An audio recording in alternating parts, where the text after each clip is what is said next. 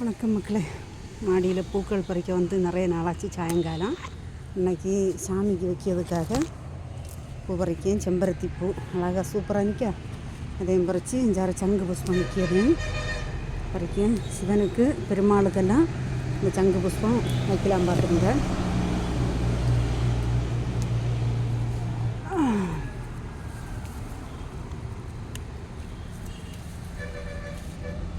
சங்கு புஷ்பம், மல்லிகை,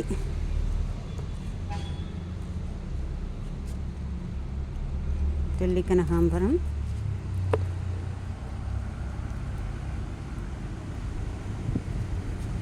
ஒரு மல்லிகையில் எவ்வளோ மட்டும் நிற்கணும்.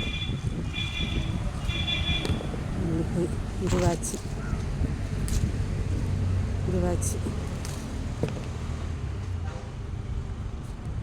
இது வந்து காக்கட்டம்பூ, வாசம் இல்லாத முல்லை.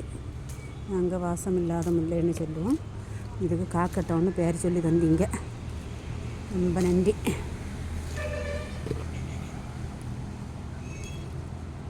பத்தியெல்லாம் டெய்லி காலையிலையும் சாயங்காலமும் மாடியில் வந்தாலே ஒரு மனசுக்கு ஒரு ரிலாக்ஸ் வருங்க.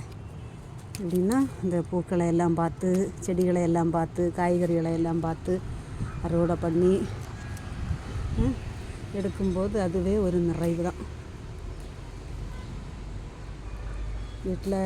வீட்டுக்குள்ளே சும்மா அடைஞ்சி இருந்து வேலைகள் இல்லாமல் இருக்கிறவங்களுக்கு இது ஒரு பயிற்சி. சோம்பேறி தினமாக வீட்டிலே இருக்காண்ட பற்றியலா.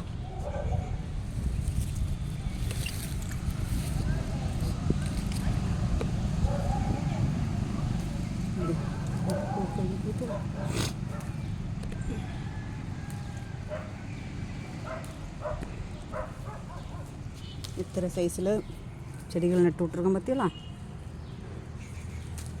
இதெல்லாம் டெய்லி பூக்கள் தான்.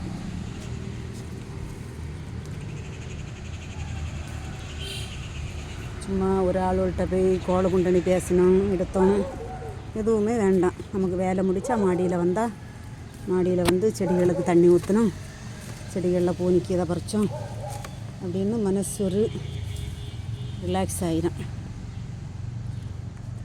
எவ்வளவு சங்கடமாக இருந்தாலும் மனக்கவலைகள் இருந்தாலும் இந்த பூக்களையும் செடிகளையும் எல்லாத்தையும் பார்க்கும்போது அப்படி மனசு ரொம்ப ஒரு தெளிவான மனநிலைக்கு வந்துடும்.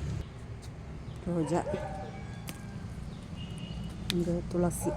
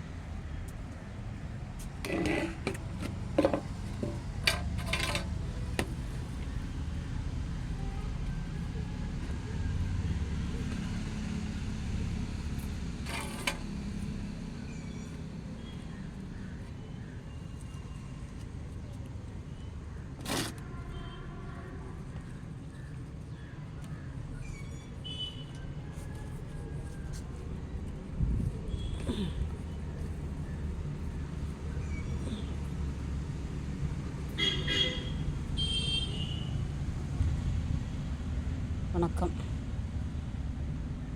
இதுவெல்லாம் இன்னைக்கு கிடச்சது.